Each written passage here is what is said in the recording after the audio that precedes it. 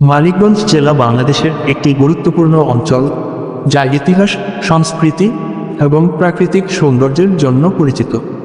ঢাকার খুব কাছাকাছি অবস্থিত এই জেলা পর্যটকদের জন্য বিভিন্ন আকর্ষণীয় স্থান সরবরাহ করে। এখানে নদী, পুরাকীর্তি, ঐতিহ্যবাহী স্থাপত্য, মন্দির, মসজিদ এবং প্রাকৃতিক দৃশ্যের মেলবন্ধন ঘটেছে। এই লেখায় মানিকগঞ্জ জেলার প্রধান দর্শনীয় স্থানগুলো নিয়ে বিস্তারিত আলোচনা করা হবে। বালিয়াটির জমিদার বাড়ি। বালিয়াটির জমিদার বাড়ি মানিকগঞ্জ জেলার অন্যতম জনপ্রিয় দর্শনীয় স্থান। এটি সাটুরিয়া উপজেলার অন্তর্গত। জমিদার হরেন্দ্রচন্দ্র রায়ের বংশধরেরা এই বাড়িটি নির্মাণ করেছিলেন।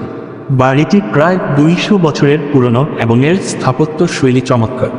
এই বিশাল বাড়িটি প্রায় 7টি ভবন নিয়ে গঠিত এবং বাড়ির চারদিকে বড় বড় পুকুর রয়েছে। মূল ভবনের পাশে আরও ছোট ছোট ভবন রয়েছে, যেগুলো জমিদারদের পারিবারিক ও প্রশাসনিক কাজে ব্যবহৃত হতো। এর চারপাশের প্রাকৃতিক দৃশ্য পর্যটকদের আকৃষ্ট করে।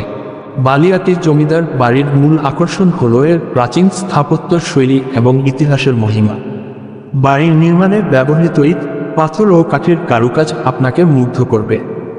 এখানে গেলে মানিকগঞ্জ জেলার ইতিহাস সম্পর্কে ভালো ধারণা পাওয়া যায়। তেওতা জমিদার বাড়ি। তেওতা জমিদার বাড়ি শিবালয় উপজেলার তেওতা গ্রামে অবস্থিত। এটি বিশিষ্ট জমিদার এবং দার্শনিক রামকৃষ্ণের পৈতৃক নিবাস হিসেবে পরিচিত।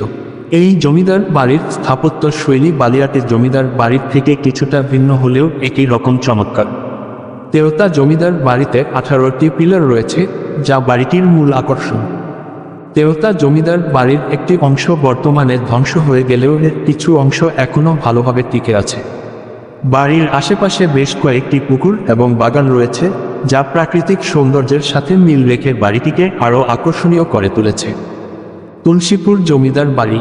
মানিকগঞ্জ জেলার সিংগাইর উপজেলায় অবস্থিত তুলসীপুর জমিদার বাড়িও পর্যটকদের আকর্ষণ করে। এটি তুলনামূলকভাবে ছোট জমিদার বাড়ি, তবে এর স্থাপত্যশৈলী অত্যন্ত মনোমুগ্ধকর। জমিদার বাড়ির সামনে রয়েছে একটি বড় পুকুর, যা বাড়ির সৌন্দর্য বাড়িয়ে তুলেছে।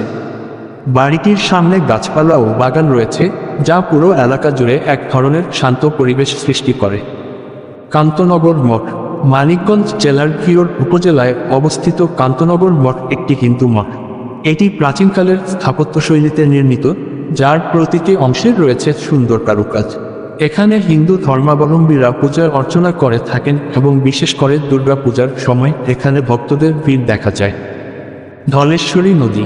মানিকগঞ্জ জেলার মধ্য দিয়ে প্রবাহিত ধলেশ্বরী নদী এই জেলার অন্যতম প্রাকৃতিক সম্পদ। নদীর তীরবর্তী এলাকাগুলো পর্যটকদের আকর্ষণ করে। ধলেশ্বরী নদীর পাড়ে বসে নৌকা ভ্রমণ করা একটি অন্যতম প্রধান বিনোদন। নদীটি শুধু প্রাকৃতিক সৌন্দর্যের উৎস নয়, এটি মানিকগঞ্জ জেলার অর্থনৈতিক ক্ষেত্রেও গুরুত্বপূর্ণ ভূমিকা পালন করে। বিশেষ করে মৎস্য শিকার এবং নৌপথে পণ্য পরিবহন নদীটির গুরুত্বকে আরও বাড়িয়ে তোলে।